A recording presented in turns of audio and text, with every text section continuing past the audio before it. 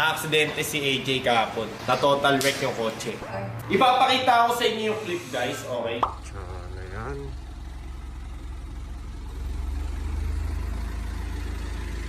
Holy crap.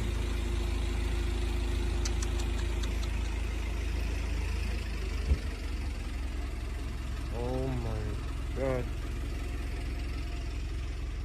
Total wreck.